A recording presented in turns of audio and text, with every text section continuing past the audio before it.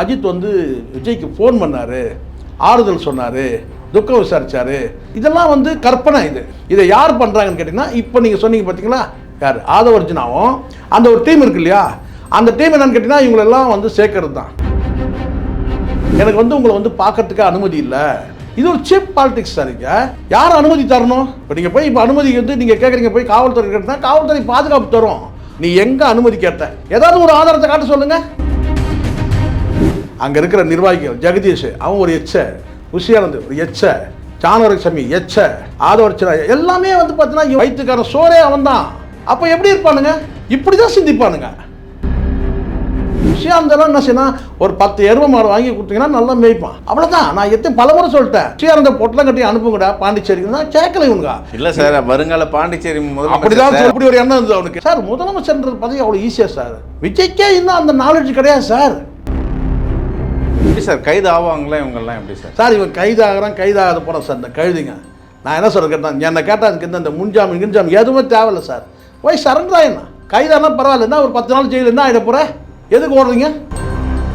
அவன் ராஜ்மோகன் தான் வந்து பார்த்தீங்கன்னா இப்போ வந்து அவன் பாகிஸ்தான் ஆப்கானிஸ்தான்லாம் தாண்டி ஓடினுக்கிறான். இன்னும் ஓடினேக்கிறான். அவன் எங்கே தான் போய் நிற்பானோ தெரில. எல்லா கடல் கடந்து அவன் போயினே இருக்கிறான். படகுலையா கிடக்குல தப்பிச்சு போயின்னு. ஏய் எஃப்ஐஆர் இல்லைடா அவன் பேரில், எஃப்ஐஆர் கிடையாதுடா அவன் பேரில். இல்லை சார் என்னை வந்து தமிழ்நாடு போலீஸ் தேடுது என்ன அப்படின்னு சொல்லி ஓடினே இருக்கலாம். சார் வணக்கம். சார் வணக்கம். வணக்கம் சார். இப்போ அஜித்தும் ரஜினிகாந்தும் விஜயை போய் சந்திச்சாங்களா? இல்லை சார், அப்படி ஒரு ரூமரை கிளப்பி போடுறாங்க. அது கிடையாது, உண்மை கிடையாது. அதுக்கு முழுக்க நான் மீண்டும் இங்கே நல்லா அழுத்தமாக பதிவு பண்ணுறேன். அஜித் வந்து அவருடைய அடுத்த பட வேலையிலையும் அவர் கார் ரேசிங்கில் ரொம்ப மும்முரமாக இருக்கிறாரு. அவர் வந்து லைஃப் டைம் அச்சீவ்மெண்ட்டாக வந்து கார் ரேசிங் நினைக்கிறாரு.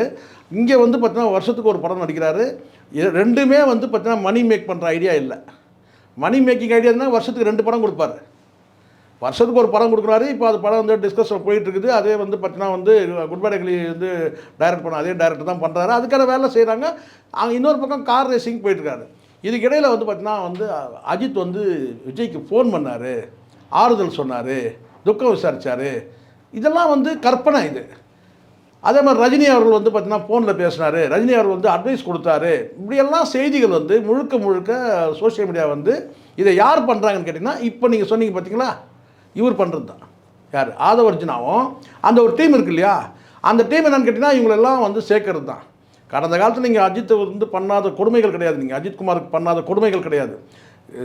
இந்த தருதலைகளை வச்சுக்கிட்டு, இந்த கோல்டு காயின் கும்பலை வச்சுக்கிட்டு ரஜினியை நீங்கள் எவ்வளோ அப்யூஸ் பண்ணியிருக்கீங்க எல்லாருக்கும் தெரியும், ஊருக்கே தெரியும். ஆனால் அரசியலை ஜெயிக்கணுமேன்றதுக்காக நீங்கள் எல்லாரையும் சேர்த்துக்கிறீங்க. எல்லாரையும் வந்து பார்த்தீங்கன்னா ஏன் அஜித்குமாருடைய வந்து பல பேனர்கள் வந்து பார்த்திங்கன்னா வந்து இவருக்கு பேனரில் வந்து அஜித்குமார் ரசிகர்கள்ன்ற பேரில் வந்து விஜய்க்கு வந்து தாவேக்காக்கு ஆதரவு தெரிவிக்கிற மாதிரியான பல பிரம்மாண்டங்கள்லாம் பண்ணாங்க. அதுக்கு காரணமே என்னென்னு கேட்டிங்கன்னா, நமக்கு கூட்டம் வரணும், மிதமிஞ்சிய கூட்டம் வரணும். திருவள்ளூர் ப்ரோக்ராமை உடச்சி எப்படி நீங்கள் கரூர் கொண்டு பண்ணிக்கிட்டா இப்போ தான் 30 ரூபா முடிச்சிருக்காங்க. அங்கே போய் பெரிய மாப்பு காட்டணும். உண்மையாக அதுதான் சிக்கலானதுக்கு காரணமே என்னென்னு கேட்டிங்கன்னா, அந்த 2 மணிக்கு 3 மணிக்கு முடிச்சிருந்தா ஒன்றுமே கிடையாது. 4 மணிக்கு முடிச்சாலும் 5 மணிக்கு முடிச்சாலும் ஒன்றும் இல்லை, கலைஞ்சிட்டு இருக்க கூட்டம். ஆனால் நீங்கள் 8 மணி வரைக்கும் ஏற்றுனீங்க பாருங்கள், அங்கே தான் சார் சிக்கலாச்சு. இது மிகப்பெரிய கூட்டம் வந்து கூடிடுச்சு. எங்கள் அடையாளம் இல்லாத கூட்டம். அதாவது கேட்டால் நான் ரசிகர்ன்ற அடையாளம் கிடையாது, தொண்டர்ன்ற அடையாளம் கிடையாது, பொதுமக்கள் தான் மொத்தமாக போட்டு பொதுமக்கள். அதுதான் அங்கே சிக்கலானது. இதுதான் வந்து பார்த்தீங்கன்னா இந்த டிசாஸ்டர் ஆனதுக்கு காரணமே இதான். தவிர இதை விட்டுட்டு நீங்கள் கற்பனையாக வந்து அவர் பண்ணார், இவர் பண்ணார், இவர் செருப்பு தூக்கி அடிச்சோன்னா, நீ ஒரு லிமிட்டுக்கு மேலே நீ லேட்டாக வந்தீங்கன்னா செருப்பு தான் தூக்கி அடிப்பானுங்க. உனக்காக காத்துட்டுருக்கிறான். அதெல்லாம் ஒரு பெரிய கூட்டத்தில் அதெல்லாம் நடக்கும் சார். யார் அடிக்கிறாலும் சொல்லவே முடியாது. பைத்தியக்கார். இப்போ நான் கேட்குறேன், செருப்பு தூக்கி அடிச்சோம் உங்கள் வீட்டு மேலே ஒருத்தர் வந்து உட்காந்துட்டான், அது யார்? திமுக தான் அமிச்சாங்களா? நான் கேட்குறேன்.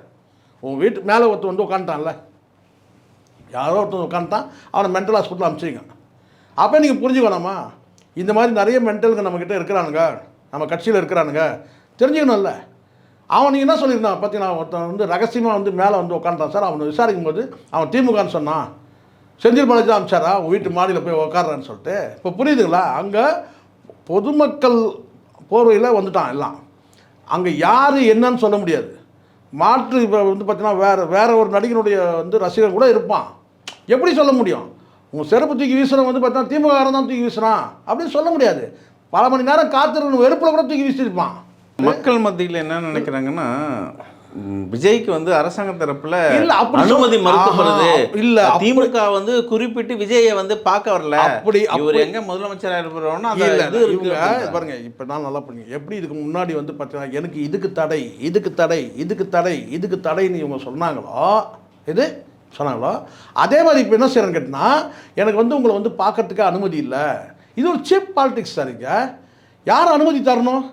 இப்போ நீங்கள் போய் இப்போ அனுமதி வந்து நீங்கள் கேட்குறீங்க, போய் காவல்துறை கேட்டிங்கன்னா காவல்துறை பாதுகாப்பு தரும். ஆனால் அங்கே இருக்கிற மக்களுடைய மனநிலை எப்படின்னு நம்ம சொல்ல முடியுமா? ஆன் தி ஸ்பாட்டில் திடீர்னு வந்து ஒரு செருப்பு வீசுகிறாங்க. அப்போ நீங்கள் என்ன சொல்லுவீங்க? நான் வந்து அனுமதியோடு தாங்க வந்தேன், காவல்துறை பாதுகாப்பு கூட இருந்ததுங்க, ஆனால் என்னை வந்து செருப்பு தூக்கி வீசுனாங்க. இல்லை, அது மாதிரி ஏதாவது முயற்சி மக்களை பார்க்கறது முயற்சி இல்லை, எடுத்தாரா? அந்த ஸ்டெப்பே இல்லையே. நீங்கள் எங்கே போய் நீதிமன்றத்தில் போய் அனுமதி கேட்டீங்களா, இல்லை காவல்துறையில் அனுமதி கேட்டீங்களா? சொல்லுங்கள். இப்போ நீங்கள் அனுமதி கேட்டு அவங்க அனுமதி மறுத்தாங்கன்னா நீங்கள் சொல்லலாம், பாருங்க நான் அனுமதி கேட்டேன்ட்டு. அப்படி ஒரு ஸ்டெப்பே எடுக்கவே இல்லையே. நீங்கள் ஏதாவது ஒரு ஆதாரத்தை காட்ட சொல்லுங்கள். அதை தான் நீங்கள் சொல்லுறீங்களா? எல்லாமே அரசியல் பண்ணுறாங்க. நான் சொல்கிறேன் எல்லாமே நான் விஜய் தரப்பில் எல்லாமே அரசியல் பண்ணுறாங்க. நீ எங்கே அனுமதி கேட்ட? எந்த நான் கரூர் மக்களை போய் சந்திக்க போகிறேன், எனக்கு அனுமதி கொடுங்கன்னு கேட்டீங்கன்னா இந்நேரம் வந்து பார்த்தீங்கன்னா எல்லா சேனல்லையும் இந்நேரம் வந்து ஹெட்லைன் அதான் இருக்கும். அவருக்கு வந்து தாவேக வந்து தலைவர் வந்து அனுமதி கேட்குறாருன்னு சொல்லிட்டு.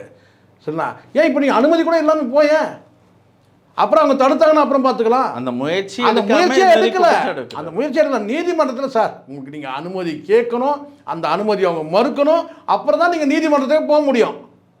இப்போ பிளைனாக சொன்னீங்க, எனக்கு வந்து பார்த்தீங்கன்னா வந்து அவர் அனுமதிக்கலைன்னு கிடையாது. அது பொய். அது ஒரு பொய் பிரபகண்டா. இப்படி தான் இவங்க பிராண்டாக வந்து கிரியேட் பண்ணுறது. இப்போ ஏன் விஜயோட பிராண்டு கிழியுது?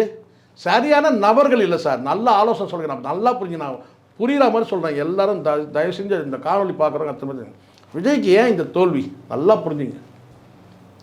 இந்த சிலந்தி ஏற்கனவே நான் சொல்லியிருக்கிறேன். இந்த சிலந்தி வந்து நான் கேட்டிங்கன்னா அது வாயிலேருந்து வரக்கூடிய அந்த உமிழ் இருக்குல்ல, அதில் தான் அந்த வலையை பின்னும். நீங்கள் பார்த்துருக்கீங்க எல்லா இடத்துலையும். நீங்கள் பார்த்தீங்கன்னா இந்த ஒட்டடை மாதிரி இருக்குது பார்த்தீங்களா, அது எல்லாமே வந்து கேட்டால் சிலந்தி வந்து தன்னோட வாயிலேருந்து வரக்கூடிய உமிழ்நீரை வச்சு தான் அந்த வலையை கட்டிக்கிட்டு அது உள்ளே போய் கொய்யாரமாக உட்காந்துக்கும் நடுவில். அப்போ என்ன சொல்லி கேட்டால் எதெல்லாம் வந்து பார்த்திங்கன்னா வந்து இந்த கொசு, இந்த ஈ மாதிரி இந்த மாதிரி சின்னதெல்லாம் போயிட்டு அதில் போய் சிக்கிக்கும் அந்த வலையில். அதை சிக்கிறவொன்னே என்ன சொன்னால் ஹாயாக வருவார், பார்த்தீங்கன்னா அதை சாப்பிட்டு மறுபடியும் போய் நடுவில் போய் உட்காந்துப்பார். அதுக்கப்புறம் வந்து பார்த்தீங்கன்னா இங்கே மார்னிங் டிஃபன், இங்கே சாயந்தரம் வந்து பார்த்தீங்கன்னா மதியம் லஞ்சு, ஈவினிங் டின்னர், இப்படி வந்து பார்த்தீங்கன்னா ஒய்யாரமாக உட்காந்து சாப்பிட்டு இருக்கோம். முழுக்க முழுக்க பலம் ஈஸியாக, ஏன்னா வாயிலேருந்து வரக்கூடிய உமிழ்நீர். இப்போ என்னென்னா திடீர்னு வந்து பார்த்தீங்கன்னா வந்து ஃபேன் போடுறீங்க, இல்லை வந்து வேறு ஏதோ வந்து ஒரு தொடப்பு கட்டை எடுத்து சும்மா அப்படி தட்டுறீங்க ஒட்டடை, இந்த மாதிரி ஏதோ பண்ணும்போது பார்த்தீங்கன்னா சிக்கி வந்து அந்த வலை வந்து சினாமினமாகிடும். அப்போ என்ன செய்வோன்னு கேட்டிங்கன்னா அந்த சிலந்தி என்ன செய்யணுன்னா திடீர்னு ஓடி போய் ஏதாவது ஒரு செவுத்து மூலையில் ஒரு ஓரமாக போய் உட்காந்துட்டு நம்ம வலை எப்படி இதுன்னு பார்த்தோம். அந்த வலை வந்து பார்த்தீங்கன்னா அப்படியே கிழிஞ்சு போய் அப்படியே தொங்கும். ஆஹா, இவ்வளோ தானே நம்ம வலைக்கு ஸ்ட்ரென்த்து, எல்லாம் இப்படி கிழிஞ்சு தொங்குது, இதிலே நம்ம இவ்வளோ நேரம் உட்காந்துட்டு நம்ம வந்து நம்ம பலத்தை காட்டிகிட்டு இருந்தோம் எல்லா ஜீவராசிக்கும் அப்படின்னு நினைக்கும். கிட்டத்தட்ட விஜய்க்கு அதான் நிலைமை. எல்லாமே விஜய்கிட்ட இருந்த அந்த எச்சில் வந்து பார்த்தீங்கன்னா வந்து உருவானவனுக்கு தான் அங்கே இருக்கிற கூட இருக்கிற அத்தனை பேருமே. அங்கே இருக்கிற நிர்வாகிகள், ஜெகதீஷ் அவன் ஒரு எச்ச, உஷியானந்த் ஒரு எச்ச, சாணவரசாமி எச்ச, ஆதவர்ச்சனா எல்லாமே வந்து பார்த்தீங்கன்னா இவன் வாயிலேருந்து வந்தக்கூடிய அந்த உமிழ்நீரில் உருவானவனுங்க சார். இவனுக்கு அத்தனை பேருமே இவன் வந்து பார்த்தீங்கன்னா வந்து இப்போ எம்ஜிஆர் எடுத்துங்க. எம்ஜிஆர் வந்து கலைஞர்லேருந்து வெளிவரார். கூட வந்த தலைவர்கள்லாம் யார் தெரியுமா? எம்ஜிஆர் கூட வந்த தலைவர்கள் எல்லாமே வந்து இந்த 9 பேர் லிஸ்ட்டில் வந்து பார்த்திங்கன்னா எப்படி வந்து கலைஞர் இல்லைன்னு ஒரு வார்த்தை சொல்லுவாங்க, சரிங்களா? ஆனால் வந்து பார்த்தீங்கன்னா இப்போ எம்ஜிஆர் வரும்போது பார்த்திங்கன்னா அதே தான். கூட இருந்தவங்க கேட்டால் அந்த 9 பேர் லிஸ்ட்டில் இருக்கிறவங்க வந்து சில பேர் அதை இவர்கிட்ட வந்துடுறாங்க. நாவலர் நாஞ்சல் மலர் வந்துட்டு திருப்பி ரிட்டர்ன் போகிறார் கலைஞர்கிட்ட. ஆனால் வந்து பார்த்தீங்கன்னா இவர் கட்சி தொடங்கும் போது எல்லாமே அறிவாளிங்க. பண்டூட்டி ராமச்சந்திரன் இன்றைக்கி தான் இந்த டேட்டா கம்ப்யூட்டர் எல்லாமே அது நடமாடும் கம்ப்யூட்டர். யார்? பண்டூட்டி ராமச்சந்திரன். நாவலர் நடமாடும் பல்கலைக்கழகம், பேர் பாருங்கள் பிராண்டு. நடமாடும் பல்கலைக்கழகம், நடமாடும் வந்து பார்த்தீங்கன்னா வந்து கம்ப்யூட்டர், இந்த மாதிரி வந்து எல்லாமே வந்து பார்த்தீங்கன்னா இவங்க கூட இருந்தாங்க சார். எம்ஜிஆர் கூட கலைஞர்கிட்ட எப்படி ஒரு பெரும் பகுதி இருந்தால் அதே மாதிரி எம்ஜிஆர்கிட்ட வந்தாங்க. மிகப்பெரிய அறிவாளிங்க. விஜயகாந்த் கூப்பிட்டு பண்டூட்டி ராமச்சந்திரன் பக்கத்தில் வச்சுட்டார். எதுக்கு வச்சுக்கிட்டாரு? ஒரு மூத்த அரசியல்வாதி கேட்டால் அவங்ககிட்ட சில அனுபவம் இருக்கணும். அப்போ விஜயகாந்த் தெரியுது இல்லை, தெரியும். விஜயகாந்த் இரும்பு மாதிரி இருந்தாலும் ஆலோசனைக்கு ஒருத்தரை கூட வச்சுக்கிட்டாரு. அந்த மாதிரி நீங்கள் இல்லை, எல்லாமே உங்களோட உமிழ்நீர்லேருந்து உருவானவனுங்க சார். இவனுக்கு அத்தனை பேருமே விஜயோட எச்சிலேருந்து உருவானவனுங்க. அவன் போடுற வந்து பார்த்தீங்கன்னா அவன் தான் அங்கே வந்து பார்த்தீங்கன்னா அவனுடைய வருவாயே, வயிற்றுக்கான சோறே அவன் தான். அப்போ எப்படி இருப்பானுங்க? இப்படி தான் சிந்திப்பானுங்க. மிகப்பெரிய அறிவாளிங்க அவர் கேட்டால். இப்போ இதான் நீங்கள் வந்து பார்த்தீங்கன்னா 4 பேர் வரத்துக்கு ரெடியாக இருந்தாங்க. அந்த 4 பேர் சந்திங்கன்னா அப்போ அவங்க ஒரு ஆளுமை. அப்படி யாரும் வரக்கூடாதுன்னு நினச்சாங்க. எந்த ஆளுமையும் வந்துடக்கூடாது. தன்னை தாண்டி யாரும் பெரிய ஆளாக இருக்கக்கூடாது, தன்னை தாண்டி யாரும் அறிவாளியாக இருக்கக்கூடாது, எல்லாம் முட்டாள் கூட்டமாக இருக்கணும். அப்படி தான் சார் இருந்தாங்க. அறிவாளிகள் கிடையவே கிடையாது. திருமாவளவன் வந்து இன்றைக்கி ரவிக்குமாரை வந்து பார்த்தீங்கன்னா நிரந்தரமாக ஒரு பொதுச்செயலாளர் வச்சுருக்கிறாருன்னா அது காரணம் என்ன? ரவிக்குமார் அறிவாளி, அதுதான் காரணம். கலைஞர் வந்து பார்த்தீங்கன்னா வந்து அன்பழகன் வச்சுருந்தார். தனக்கு நிகரான ஒரு நல்லா தெரியும், எல்லாருக்கும் தெரியும். இன்னும் சொல்லப்போனால் அவர் தன்னை காரணம், இன்னும் சொல்லப்போனால் சீனியர். ஆனாலும் வந்து பார்த்தீங்கன்னா சீனியர் இல்லை, அது பெரிய ஆளுமை தான். ஆனால் அவர் வந்து பொதுச்செயலாளராக வச்சுருந்தார்ல, ஒரு அண்டர்ஸ்டாண்டிங் இருந்தில்ல. அந்த மாதிரி தான் இருக்கணும். நீ பொதுச்செயலாளர் யாரை வச்சுருக்கிற? நீ நினச்சா அண்ணன்னு சொல்வ, நீயே நினச்சின்னா அவனை புஷியானது என்ன சொல்லுன்னு இங்கே சொல்ல முடியாது. அப்படிப்பட்ட நபர். கரூர்லேருந்து வந்து திருச்சி விமான நிலையம் வரும்போது பாதி வழியில் இறக்கி விட்டுட்டு போயிட்டாராம். புஷி ஆனந்த் இப்போ கோவத்தில் இருக்காராம். மனையமாக திமுக பக்கம் வந்துடலான்ட்டு ஒரு பரவலாக பேச்சு இருக்குது சார். அவன் எங்கே போனாலும் அவனை வச்சுக்க மாட்டாங்க சார். அவன் தகுதியான கிடைச்சா ரொம்ப இல்லை. விஜய் மேலே ரொம்ப கோவத்தில் இருக்காங்க. விஜய் வந்து சார் மொபைலை பார்த்துட்டே வந்தானா சார். பிரேக்கிங் நியூஸ் தான் 5 தனிப்படை புஷியானதை தேடி நியமிச்சிருக்காங்க தேடுறதுக்காக அப்படின்னோடனே அப்போவே இறக்கி விட்டானா. அதுதான் சார். அது நான் தான் சொல்கிறேன் பாருங்களேன். இவனை வந்து பொறுத்த வரைக்கும் கேட்டால் எல்லாருக்கும் தெரியும், இவனுக்கு அந்தளவு அறிவு கிடையாது சார். ரசிகர் மன்றத்தை மேய்க்கிறதுக்கு வச்சுருந்தாங்க சார். அதே நீங்கள் அரசியல் கட்சியாக நீங்கள் மாற்றுறீங்கன்னு சொன்னால் அப்போ அந்த இடத்துல வேற ஆளால் நீங்கள் திங்க் பண்ணியிருக்கணும். புஷியானந்தெல்லாம் என்ன செய்யணும், ஒரு 10 எருமை மாடு வாங்கி கொடுத்தீங்கன்னா நல்லா மேய்ப்பான். அவ்வளோதான். நான் பலமுறை சொல்லிட்டேன், புஷியானந்த பொட்டலம் கட்டி அனுப்புங்கடா பாண்டிச்சேரிக்கு தான் கேட்கல இவனுங்க. இதே ஜான் கிட்ட பலமுறை சொன்னேன், தகுதியே இல்லாத ஒரு ஆள்கிட்ட போய் பொதுச்செயலாளர் பதவி கொடுத்துருக்க, நீ எவ்வளோ பெரிய எவ்வளோ உழைச்சி என்ன பிரயோஜனம், நீ இவ்வளோ டைம் ஸ்பெண்ட் பண்ணி என்ன பிரயோஜனம்? அவன் வந்து தகுதி இல்லாத நபருன்னு சொன்னால் என்னால் இல்லை சார். இல்லை சார், வருங்கால பாண்டிச்சேரி முதல்ல அப்படி தான் சொல்லி தான் அப்படி ஒரு எண்ணம் இருந்தது அவனுக்கு. என்னன்னு கேட்டிங்கன்னா சார், முதலமைச்சர்ன்றது பதவி அவ்வளோ ஈஸியாக சார். விஜய்க்கே இன்னும் அந்த நாலேஜ் கிடையாது சார். விஜய்க்கு வந்து நீங்கள் ஏதோ முதலமைச்சர் தான் ஈஸி ஏதோ நினச்சிட்டு இருக்காங்க தலைவன் எங்கள் தமிழ்நாட்டில் சார். நான் இப்போ கூட நான் சொல்ல பாருங்கள், முதலமைச்சர் இப்போ நான் சொல்கிறேன், முதலமைச்சர் பதவி சாதாரண நீங்கள் நினைக்கிற மாதிரி கிடையாது. அதுக்கு வந்து முதல்ல நீங்கள் வந்து நான் நினைக்கல சார். இல்லை சொல்கிறேன் நான். எனக்கு சார், எனக்கு முதலமைச்சர் கூட விஜய் ஆகிட்டு போகிறோம் சார். நமக்கு அதை பற்றி இல்லை சார். தாராளமாக வந்து அப்படி தலையெழுத்து தான் நம்ம அதையும் தான் அனுபவிக்க போகிறது. இப்போ நம்ம அனுபவிச்சு தான் இருக்கிறோம். 40 பேருக்கு பறி கொடுத்துட்டு நம்ம நினைக்க அது வேறு. இப்போ ஜெயலலிதா கிட்ட நம்ம அனுபவிக்கலையே சார். 40 பேர் வந்து மகாமகத்தில் 48 பேர் இறந்தாங்க. இதெல்லாம் நம்ம பார்த்தோம் கடந்த காலத்தில். நான் வந்து சொல்கிறேன், ஒரு கட்சியோட பொதுச்செயலருக்கு இவன் தகுதியானவனா கிடையவே கிடையாது. நான் பல முறை சொல்லிட்டேன், எங்கள் லாங்குவேஜ் சரியில்லைங்க, இட்டுக்குன்னு என்னங்க பேசுகிறான். ஒரு கட்சியோட பொதுச்செயலருங்கன்னு சொன்னால் அது கேர் பண்ணவே இல்லை. காரணம் என்னன்னு கேட்டிங்கன்னா நல்லா புரிஞ்சுங்க. இப்போ அந்த இடத்துல வந்து வேறு யார் வந்தாலும், ஒரு மூத்த தலைவர் போட்டிங்கன்னு வச்சு, திராவிட இயக்கத்துலேருந்து ஒரு மூத்த தலைவர் போட்டிங்கன்னா அங்கே வந்து பார்த்தீங்கன்னா வந்து விஜய் வந்து பார்த்தீங்கன்னா அவங்களுக்கு கட்டுப்படக்கூடிய சூழல் வரும். சில விஷயங்கள் அவங்க கேட்கணும், அவன் டிபெண்ட் பண்ணியிருக்கணும். சில விஷயத்துக்குன்னா அவங்க சொல்லக்கூடிய அட்வைஸை நீங்கள் கேட்கணும். ஆனால் அந்த இடத்துல விஜய் விரும்பலை. இது மாதிரி ஆள் இருக்கணும் நமக்கு நல்லது. ஏன்னா இவன் முழுக்க மாமா வேலை பார்த்தோம் சார். இவனும் வேறு யாரும் பதிவு பண்ண மாட்டாங்க. புஷியானது வந்து மாமா வேலை பார்த்துவேன், உண்மை இது. அதே மாதிரி அந்த ஜெகதீஷ் இருக்கான் பாருங்க, அவனும் மாமா வேலை பார்த்துவேன். சில நடிகைகள் பேர் சொன்னால் நீங்கள் வந்து போட மாட்டீங்க. 2 நடிகைகள் வந்து விஜய் கூட நடித்த நடிகைகளோட அவனுக்கு தொடர்பு உண்டு. அவனால் இவெல்லாம் மாமா வேலை பார்த்தவனுங்கன்னு சொல்ல புரிஞ்சுங்க நீங்கள். மாமா அதை தாண்டி சொன்னோம்னா நம்ம சிக்கலாகும். மாமா வேலை பார்த்தவங்க 2 பேருமே ஆகணும். ஜெகதீஷும் சரி இவனும் சரி மாமா வேலை பார்த்தவனுங்க 2 பேருமே. அதனால தான் ஜேசன் சஞ்சய் வந்து குழந்தை போயிட்டான், வந்து சட்டையை பிடிச்சிட்டான். யார் சட்டையை? ஜெகதீஷ் சட்டையை பிடிச்சிட்டான். எங்கள் குடும்பத்தையே கெடுத்துட்டியடா பாவி. அவன் குழந்தை எவ்வளோ பெரிய வார்த்தை பாருங்கள். அவன் வந்து சட்டையை பிடிச்சிட்டு, ஜெகதீஷ் சட்டையை பிடிச்சிட்டு எங்கள் குடும்பத்தையே கெடுத்துட்டியடா பாவி அப்படின்னு சொல்லிட்டு சட்டையை பிடிச்சிட்டு இருக்கான். நியாயமாக அந்த சட்டையை யார் பிடிக்கணும்? எஸ்எஸ்சி பிடிக்கணும். எஸ்எஸ்சி பிடிக்கணும். எஸ்எஸ்சி அது தகுதி இல்லை. ஏன்னா இன்றைக்கி இவங்க பண்ண வேலையை தான் நீ அன்றைக்கி வந்து நீ பண்ண. ஒரு பிள்ளைய நீ வந்து கரெக்டாக நீ வளர்த்துருந்தீங்கன்னா இந்த சிக்கலே இல்லைல்ல. உன்னையா அவன் வந்து வெறுத்து ஒதுக்குறான். ஒரு கட்டத்தில் நீ அதை வந்து அனுமதிச்ச, ஒரு கட்டத்தில் நீ அதையே நீ அனுமதி மறுக்கிற. அப்போ நீ வெறுக்கப்படுற. இதுதான் உண்மை. அப்போ நீ பெருமையாக இருந்துச்சு உனக்கு, பெருமை புள்ள வந்து நிறைய பெரிய ஸ்டார் ஆகிறான், அதெல்லாம் இப்படி இப்படி இருக்கும் அப்படின்னு அட்ஜஸ்ட் பண்ணேன். ஒரு கட்டத்துக்கு மேலே குடும்பம் ஆகிட்ட பிறகு அது உனக்கு வந்து நெருடலாக இருக்குது. இன்றைக்கி நீ வந்து பார்த்தீங்கன்னா வந்து நீ செய்ய வேண்டிய பிள்ளை உன் பேரன் செய்கிறான். அட்லீஸ்ட் சொன்னாலும் வந்து மற்ற குடும்பங்களாவது அரவணைக்க முடியுதா? முடியல. அதை தானே செய்யணும். மாமனார் மாமியார்னால் என்னென்னா, பையன் ஊதாரியாக இருந்தான்னா அவனை செருப்பால் தொடப்ப கட்டையால் அடித்து குடும்பத்தை சேர்த்து வைக்கணும். அதை தான் செய்யணும். ஆனால் நீங்கள் எப்படி நடந்துக்கிட்டீங்க? போன மாநாட்டில் நீ இன்னும் +2 பையன் மாதிரியும் பேக்கை மாட்டிக்கிட்டு கலந்து, அது என்ன தான் இருக்குது அந்த பேக்கில்னு தெரியல எனக்கு, பேக்கில் மாட்டிக்கிட்டு அந்த அம்மா வந்து பார்த்தீங்கன்னா வந்து இப்போ வந்து இது காலேஜ் ஸ்டூடெண்ட் மாதிரி தான் 2 பேரும் தான் போய் உட்காந்திங்க மாநாட்டில். பார்த்து தானே இருந்தோம். அது அந்த பெண்ணை பார்க்கும்போது எப்படி இருக்கும் நான் கேட்குறேன். சங்கீதா பார்க்கும்போது எப்படி இருக்கும்?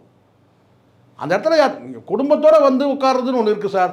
கலைஞர் செய்வார் அந்த வேலையை. ஒரு குடும்பத்தோட ஒரு கட்சி நிகழ்ச்சியில் வந்து கெஸ்ட்டுக்கு வரலாம், விருந்தாளியாக வரலாம். வரலாம்.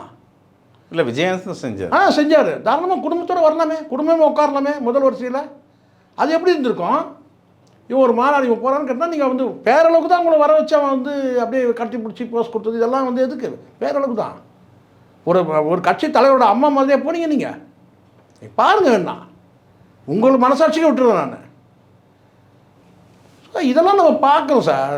அதனால் வந்து விஜயோட உமிழில் உருவானவனுங்க தான் இவனுக்கு அத்தனை பேருமே. ஆனால் கட்சி நிற்கலை. இப்போ எப்படி சார் கைது ஆவாங்களா இவங்கெல்லாம்? எப்படி சார்? சார் இவன் கைதாகாத போகிறேன் சார். இந்த கழுதிங்க நான் என்ன சொல்ல கேட்டேன், என்னை கேட்டால் அதுக்கு இந்த முன்ஜாமீன் கின்ஜாமீன் எதுவுமே தேவையில்லை சார். போய் சரண்டர் ஆயிடணும். கைதானா பரவாயில்ல, என்ன ஒரு 10 நாள் ஜெயிலில் என்ன ஆகிட போகிற? எதுக்கு ஓடுறீங்க? ஒரு 10 நாள் நீங்கள் ஜெயிலுக்கு போயிட்டு தான் வாங்கலாம், என்ன ஆகிட போகிறது? ஒன்றாகாது சார். ஒரு 10 நாள் ஜெயிலுக்கு போயிட்டு வாங்க. கட்சிக்காக கௌரவம் தானே அது. கௌரவம் இது சார். ஜெயிலுக்கு போகிறது கௌரவம் சார். ஜெயிலுக்கு போகிறதுக்கு கேட்டால் இது வந்து ஒரு தியாகம் சார். இது அப்படி எடுத்துங்க. கட்சிக்காக நான் தியாகம் பண்ணேன். 41 உயிர்களை கொண்டதாக தியாகம். 41 பேருக்கு வந்து பார்த்தீங்கன்னா வந்து இந்த விபத்தில் வந்து அதாவது கேட்டால் இதில் நெருக்கடியில் இறந்துட்டாங்க. இதுக்காக வந்து பார்த்தீங்கன்னா வந்து கட்சி மீது வந்து பார்த்தீங்கன்னா வழக்கு பதிவு செஞ்சாங்க. அதுக்கு நாங்கள் பொறுப்பேற்றுட்டு நாங்கள் வந்து பார்த்தீங்கன்னா இந்த சிறை தண்டனை அனுபவிக்கிறோம் சொல்லிட்டு ஒரு 10 நாள் ஜெயிலுன்ட்டு வா, அதுக்கப்புறம் பெயிலில் வா.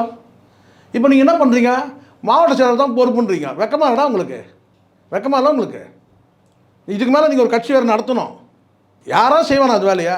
சரிங்க, நாங்களும் எங்களுக்கும் பொறுப்பு இருக்குங்க, எங்களுக்கும் பொறுப்பு இருக்குது. நேராக போங்க. 2 பேரும் சொல்கிறேன், இந்த நிர்மல்குமாராக சொல்கிறேன், இவனும் சொல்கிறேன். 2 பேரும் போங்க. ஒரு 10 நாள் இருந்துட்டு அதுக்கப்புறம் நீங்கள் பெயில் போட்டிங்கன்னா இதே ஹைகோர்ட்டில் கிராண்ட் பண்ணிட்டு போகிறாங்க சார். இது நிரூபிக்கப்பட்டால் கிட்டத்தட்ட பல ஆண்டுகள் ஜெயில் தான் சார். நிரூபிக்கப்பட்ட பிறகு சார் அது எப்படி தானே நீங்கள் வந்து வழக்கு பதிவு பண்ணியாச்சு. நீங்கள் இப்போ சுப்ரீம் கோர்ட்டில் உங்களை பெயிலில் விட்டால் கூட பார்த்தீங்கன்னா வழக்கு நடந்து நீங்கள் நிரூபணம் ஆச்சுன்னா நீங்கள் உள்ளே தான் போகணும். அது வேறு. இப்போ நீங்கள் ஒன்றா பார்த்தீங்கன்னா இப்போ இடைக்காலமாக உங்களை பற்றி சிறையில் வச்சுட்டு ஒரு 10 நாள் கழிச்சு நீங்கள் என்ன பெயில் அனுப்புங்க சொன்னால் அந்த மாவட்ட செயலர் உட்பட எல்லோரும் பெயில் அனுப்பிச்சுடுவாங்க. கொலை வழக்கிலே 90 நாளில் ஜெயிலில் பெயிலில் போயிடலாம் சார். பிணையில் தானே வர போகிறீங்க. நீங்கள் ஒரு 15 நாள் தான் இருங்களேன், என்ன ஆகிட போகிறீங்க? இருந்துட்டு அதுக்கப்புறம் நீங்கள் வந்து பார்த்தீங்கன்னா நாங்கள் கட்சியோட நிர்வாகிகள், நாங்கள் எங்களுக்கு வந்து பிணை வேணும், நாங்கள் வழக்கை சந்திக்க தயார்னா ரிலீஸ் ஆக போகிறீங்க. அப்போ அரசும் கூட ப்ராசிக்யூஷன் தரப்புலேயும் வந்து பார்த்தீங்கன்னா வந்து எதிர்ப்பு தெரிவிக்காது. இப்போ நீங்கள் பெயிலில் வந்து போகும்போது இப்போ நீங்கள் முன்ஜாமீன் கேட்கும்போது தான் அப்போ அந்த இடத்துல வந்து கேட்டிங்கன்னா வந்து பார்த்தீங்கன்னா சட்டம் எல்லாருக்கும் சமம் தானே. இப்போ நாளைக்கு வந்து பார்த்தீங்கன்னா இப்போ உங்களுக்கு சுப்ரீம் கோர்ட் போகிறதுக்கு வசதி இருக்குப்பா. கடந்த காலத்தில் இது வந்து பார்த்திங்கன்னா வந்து உதாரணங்கள்லாம் இருக்குது சார். இதே ஸ்கூலில் வந்து பார்த்திங்கன்னா கும்பகோணத்தில் பள்ளி எரிஞ்சு போய் 90 குழந்தை 100 குழந்தைகிட்ட எரிஞ்சு போச்சு. அதில் வந்து பார்த்தீங்கன்னா அந்த ஸ்கூலோட அத்தனை பேரும் அரெஸ்ட் ஆகிறாங்க. அரெஸ்ட் ஆகி அவங்க வந்து பார்த்திங்கன்னா வந்து ஜெயிலேருந்து வெளியில் வந்து வழக்கு நடந்து தண்டனை அறிவிக்கப்பட்டு அதுக்கப்புறம் தண்டனை முடித்தாங்க. போயிட்டு குறுகிய காலம் தான், 5 வருஷமாக ஏதோ சில தண்டனைகள் கொடுத்தாங்க. அதுக்கப்புறம் அவங்க தண்டனை அனுபவிச்சுட்டு வெளியே வந்தாங்க. கடந்த காலத்தில் நடந்தது. ஸோ இது வந்து பார்த்திங்கன்னா இதுக்கு போய் வந்து பார்த்திங்கன்னா வந்து ஒசாமா பின் லாடன் மாதிரி வந்து தானே மறைஞ்சு நிற்கிறதும் அது வந்து பார்த்திங்கன்னா தனிப்படை தேடுற அளவுக்குலாம் ஒருத்தானாலே கிடையாது சார். முதல்ல விஷயானது சொல்கிறேன் நான். அதனால் எங்கே பார்த்தீங்கன்னா எங்கே வெளிநாட்டில் இருக்க போகிறீங்க, இங்கே தான் இருக்க போகிறாங்க. அவன் ராஜ்மோகன் தான் வந்து பார்த்தீங்கன்னா இப்போ வந்து அவன் பாகிஸ்தான் ஆப்கானிஸ்தான்லாம் தாண்டி ஓடினுக்கிறான். இன்னும் ஓடினேக்கிறான். இது அவன் எங்கே தான் போய் நிற்பானோ தெரில. எல்லா கடல் கடந்து அவன் போயினே இருக்கிறான். படகுலையா கிடக்குல தப்பிச்சு போயின்னு. ஏய் எஃப்ஐஆர் இல்லைடா அவன் பேரில், எஃப்ஐஆர் கிடையாதுடா அவன் பேரில். நில்றான்னு எல்லா போலீஸும் சொல்கிறோம். ஸ்டேட் போலீஸ் சொல்லியாச்சு. இப்போ அதர் கண்ட்ரியில் சொல்கிறாங்க, ஆர்மியிலேருந்து சொல்லுது உங்கள் பேரில் எஃப்ஐஆர் எதுவும் இல்லை தம்பி, நாங்கள் கேட்டோம், நம்ம இந்தியாவில் விசாரிச்சோன்னாங்க, உங்கள் மேலே எதுவும் இல்லைன்னு சொன்னால் அவன் ஓடினே இருக்கான். இல்லை சார் என்னை வந்து தமிழ்நாடு போலீஸ் தேடுது என்ன அப்படின்னு சொல்லி ஓடினே இருக்கான். இப்போ தெரியுதுங்களா, வாய் அடக்கம் வேணும், மனசாட்சியோடு பேசணும் சார். இப்போ நம்ம கூட பேசணும் சார். எமோஷனலோட பேசுகிறோம். ஆனால் மனசாட்சிக்கு உட்படுத்தி தான் பேசுகிறோம். நம்ம மனசாட்சிக்கு சரின்னு சொன்னதை நம்ம பேசுகிறோம். 1-2 வார்த்தைகள் முன்ன பின்ன இருக்கலாம், நம்ம மனசாட்சிக்கு சரிமா. நீ அந்த மேடையில் எவ்வளோ நக்கலாக பயம் வந்துடுச்சா? மீடியாவில் எங்களை பார்த்து பயம் வந்துடுச்சா? இப்போ பயம் வந்துடுச்சா? இப்போ தற்கொலை இல்லாமல் வேறு என்ன சார் சொல்ல முடியும்? அவன் மேடையில் நீ பேசுகிறேன்னு கேட்டால் வந்து போலி அப்பாக்கள் யாரை நான் விமர்சிக்கிறது? நான் கேட்குறேன், யாரை விமர்சிக்கிறது? போலி அப்பாக்கள் எவ்வளோ பேச்சு பாருங்க. அவ்வளோ பேசணும் நீ இருந்தியா? நீ கொஞ்சம் நஞ்ச பேச்செல்லாம் கிடையாது சார். ஒரு நேர்காணலில் பார்க்குறேன் நான், அந்த சேனலில் அவ்வளோ வந்து மென்மையாக பேசக்கூடிய ஆங்கர் அவர், ஒரு குறிப்பிட்ட சேனலில். அவர் வந்து பார்த்தீங்கன்னா வந்து பாயிண்டடாக தான் கேட்குறாரு எல்லாமே. நீ அந்த பாயிண்ட்டுக்கு பதில் சொல்கிறதுக்கு கதி இல்லாதவனுக்கு எல்லாத்தையும் பாலை திருப்பி வர்ற மாதிரி பார்த்தீங்கன்னா no no no no no no no என்னடா எத்தனை no no no no no no no no no பார்க்குறேன் நான். யாரா பேசுகிறான் இவனை எப்படியா இவனை கூட்டம் கரைச்சி பேசுகிறானுங்க? இவனெலாம் நம்ம டிபேட்டில் துவச்சி எடுத்துருவேன் இவனை. இது துவச்சி இந்த சொல்லுவோம் தெரியுங்களா, அந்த வாஷர்மேன் பாட்டில் துவைப்பாங்க பாருங்கள், அந்த மாதிரி இவனை துவச்சி எடுத்துடலாம். நம்மக்கிட்டலாம் மாட்டினான் பேசுகிறோம், அவன்கிட்டனா no no no no no no no கொஞ்சம் நஞ்ச பேச்செல்லாம் கிடையாது சார். யாரை விமர்சிக்கிற ஒரு லிமிட் இருக்குது. ஒரு முதிர்ச்சியான ஒரு அரசியல் கட்சி தலைவர். நம்ம அப்படி தான் ஒவ்வொன்றும் பேசி தான் நம்ம நாசமானதுக்கு காரணமே. அப்படி தான் கலைஞரை வந்து கட்டுமரம் சொல்லி நம்ம வந்து பார்த்திங்கன்னா வந்து கட்டுமரம் வந்து இது வந்து சென்ட்ரல் வந்து பார்த்திங்கன்னா வந்து சங்கி கும்பலாக ஆப்படிக்கிறாங்க. அப்படி தான் இழந்தோம். ஜெயலலிதாவும் அப்படி தான் நம்ம வந்து பார்த்திங்கன்னா வந்து தரக்குறவங்க விமர்சனம் பண்ணி வந்து பார்த்திங்கன்னா வந்து கேலி பண்ணி கிண்டல் பண்ணி இன்றைக்கி ஒரு பெரிய 2 ஆளுமைகள் இல்லாத போது இன்றைக்கி இருக்கிற ஒரே ஆளுமை வந்து பார்த்திங்கன்னா வந்து ஸ்டாலின் மட்டும்தான். ஸ்டாலினுக்கு நிகரான தலைவராக இன்னும் எடப்பாடி தன்னை ப்ரூவ் பண்ணிக்கவே இல்லை. அதுக்காக ஒரு பேச்சே வந்து சொல்ல முடியும், நம்மளால் பேச்சே சொல்ல முடியும். இன்னும் பேச்சு வந்து முதிர்ச்சி இல்லை. இன்னும் அந்த ஒருமையில் தான் வந்து பேசுகிறீங்களே தவிர பாயிண்ட் எடுத்து வந்து கேட்டால் ஆழமாக இன்டெப்த்தாக எதுவும் பேசவே இல்லை. நீங்கள் மாற்று அரசியல் நீங்கள் பண்ணால் கூட இருக்கிறதுல வேணால் பெட்டர் வேணா சொல்லலாமே தவிர, இப்போ விஜயை கம்பேர் பண்ணும்போது மற்ற அரசியல் கட்சி தலைவரை கம்பேர் பண்ணும்போது இன்றைக்கி எடப்பாடி சொல்லலாம் தவிர, ஆனாலும் வந்து பார்த்தீங்கன்னா சங்கியோட இன்னொரு வெர்ஷன் தான் ஏடிஎம்கேன்னு அது மாதிரி இருக்குது. இன்றைக்கி எப்போ நீங்கள் அலைன்ஸ் போயிட்டீங்களோ நீங்கள் வந்து அங்கே வந்து எடப்பாடி வந்து வார்த்தைகள் குரல் எல்லாமே சங்கி குரலாக தான் நம்ம பார்க்க முடியும். அது ஒன்று, அது நம்ம மறுக்க முடியாது. அப்போ இன்றைக்கி இருக்கிற ஒரே ஆளுமை வந்து பார்த்தீங்கன்னா ஸ்டாலின் தான். அப்போ நீங்கள் வந்து பார்த்தீங்கன்னா நீங்கள் போகிற பகலில் சின்ன பசங்க வந்து பார்த்தீங்கன்னா நீங்கள் விஜய் விமர்சனம் பண்ண ஒரு கட்சியோட தலைவர்ன்ற அந்த ஒரு போர்ஷனை கூட நீ பண்ண முடியும். அது கூட ஒரு வரம்பு இருக்குது. நீ யாரா? நீ நேற்று வரைக்கும் ஸ்டாலின் உதயநிதி அப்படி போயிருந்த, இன்றைக்கி அங்கே கூப்பிட்டு வந்து ஒரு போஸ்டிங் கொடுத்த ஒன்று கேட்டிங்கன்னா ஓவராக பேசுகிறான். நான் பார்த்துருந்தாங்க. இப்போ ஓடினே இருக்கிறேன், எங்கடா நிற்கிறேன்னு நிற்கவே இல்லை. போகிற இங்கேருந்து பார்த்தீங்கன்னா ஆந்திரா தானே, மகாராஷ்டிரா தானே, யூபி தானே, அப்புறம் டெல்லி தானே, அதுக்கப்புறம் நேராக வந்து பார்த்தீங்கன்னா வந்து ஸ்ரீநகர் தாண்டி, பாகிஸ்தான் தாண்டி, ஆப்கானிஸ்தான் தாண்டி எல்லாம் தாண்டி எங்கே தான் போய் நிற்ப நீ? எங்கே இருந்தாலும் நம்ம இப்போ அறிவிப்பு கொடுக்கணும்னு கேட்டால் வந்து பார்த்தீங்கன்னா இருக்கிற அத்தனை வேர்ல்டு வைடு அத்தனை சேனல்லையும் வந்து நான் சரி கேட்டால் ராஜ்மோகன் எங்கே இருந்தாலும் உங்கள் மீது எந்த எஃப்ஐஆரும் இல்லை, நீங்கள் தாராளமாக நீங்கள் வந்து உங்கள் வந்து அன்றாட பணிகளை மேற்கொள்ளலாம், நீங்கள் எல்லாம் நல்லா கட்சி கலைஞ்சி போகுது, நீங்கள் உடனடியாக திருமணம் வந்து இந்தியா திரும்பணும் அப்படின்னு நம்ம பகிரங்கமாக இருக்கணும். ராஜ்மோகன் எங்கே இருந்தாலும் தமிழ்லேயே வைங்க, ராஜ்மோகன் எங்கே இருந்தாலும் இந்தியா திரும்பவும், உங்கள் மேலே எந்த எஃப்ஐஆரும் இல்லை அப்படின்னு டிக்ளேர் பண்ணணும். அந்த நிலைமையில் இருக்கு. இப்போ புரியுதுங்களா? எல்லாம் தருதலைங்க. எடப்பாடியார் 2.0, விஜய் 3.0 பாஜக அப்படின்னு ஷார்ட்டாக ஸ்வீட்டாக முடிச்சிட்டிங்க. நேரத்துக்கு கற்றுக்கு முக்கியம். நன்றி சார்.